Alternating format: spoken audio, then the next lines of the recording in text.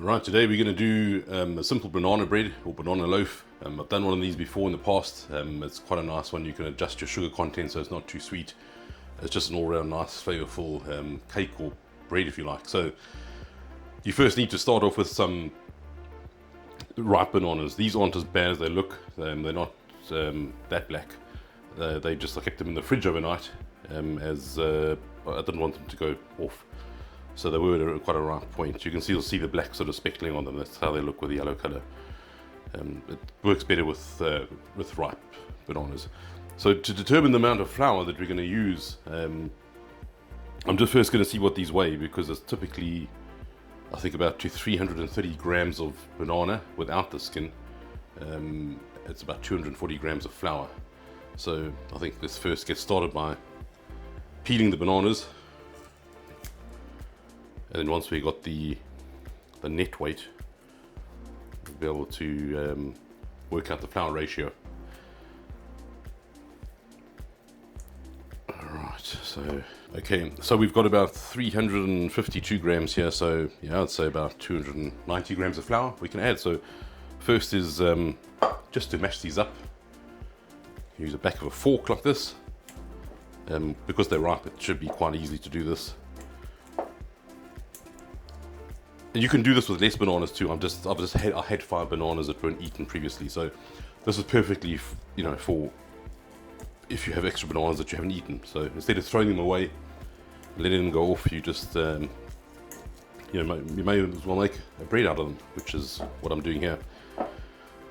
And then also too, you can use a potato masher just to go a bit further, because you don't want too big chunks. You want it to be quite well mashed up, because it's going to be like a bread or cake after all. So any big chunks will be in the mix when you're baking it, which you don't want. So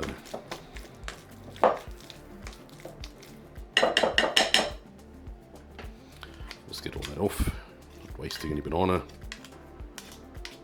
And that's quite nicely mixed up. All right, so let's see. So let's just all do all our wet ingredients first. So next we'll have 2 eggs that we're going to add in.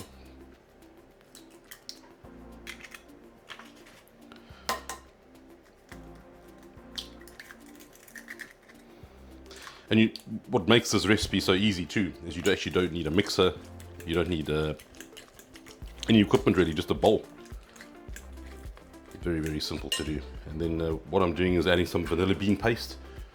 You could use vanilla essence in place of it. I've just got this, which it's actually better to use this because it actually is vanilla bean paste. The extract is just an extract. And then you could also use almond essence as an option as well. Just add a little bit more, because I've actually, normally the recipe calls for about a teaspoon of this, but because I'm using more bananas and more flour, I'll just add that in. Great. Okay, and next will be 1/3 of a cup of sunflower oil, or any vegetable neutral oil. You can use butter as well. This just really keeps the bread moist and fresh, really, so it lasts longer. The butter will probably make it taste a bit more richer, but oil is good if you want to keep it to last longer, because often you put this in the bread bin and leave it over a week and just have a bit every night. And then we've just got a pinch of salt. This is just flaky sea salt. And then lastly we've got a bit of brown sugar. So this is where, some people can add a whole cup of sugar. I don't like a lot of sugar, I don't like it to be too sweet, so this is just 1/3 of a cup of brown sugar. And that, for me, is perfect. If you like it sweet, add more sugar. That's simple as that. Or you can use honey or maple syrup, any syrup, anything sugary really. And that's your wet mix done. So next we need to add our flour in. So what I'm going to do is use self-raising flour. It's got baking powder in it. So normally this would use baking soda, because baking soda works with acid, which is what the banana has a lot of. But I don't have any of that today, so I'm going to use just normal baking powder. I think when I measured this out, we had about the right amount in here.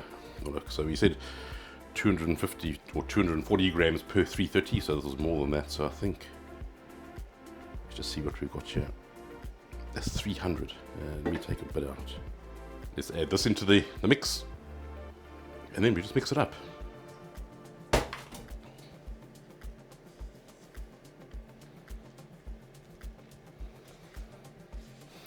It is like a sort of a wet sort of battery mix. It's not a firm mix at all, and it's really easy to do. So it's not difficult at all. As you can see, it's taken no time to put this together. And then you can see the texture.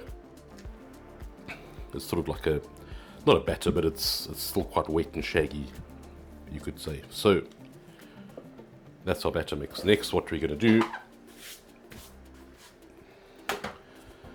is take our bread tin and just a hack or a tip.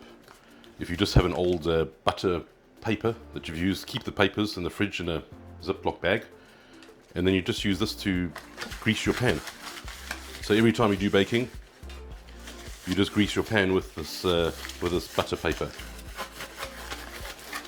and then you don't have to waste the butter that's on here. So essentially getting all of your butter, not wasting a single gram. There's a bit on there still. I think I am going to add a bit of baking paper to that as well, so just for some extra layer so it doesn't stick.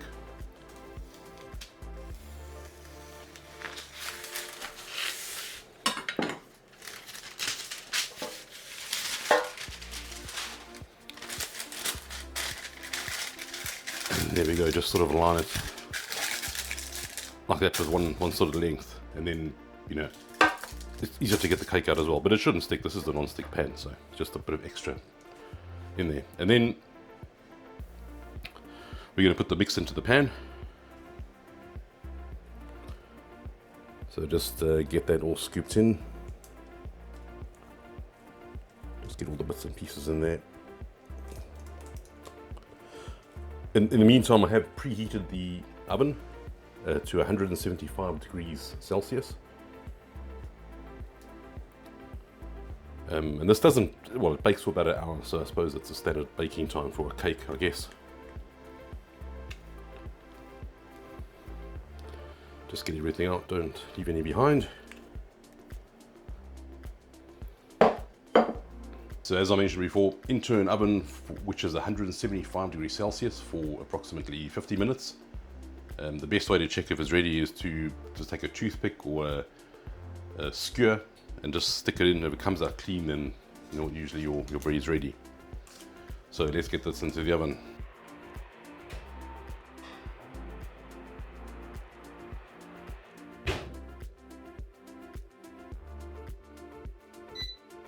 So this is done already. We rested this for a few minutes after it came out the oven, and as you can see, it's come out really, really lovely.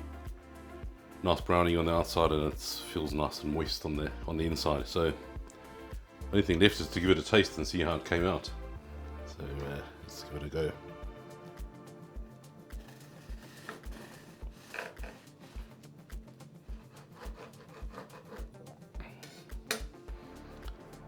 Yeah, excellent. Have a look at that. And perhaps just a little bit of butter will give it a bit of a better taste. The creaminess, there we go.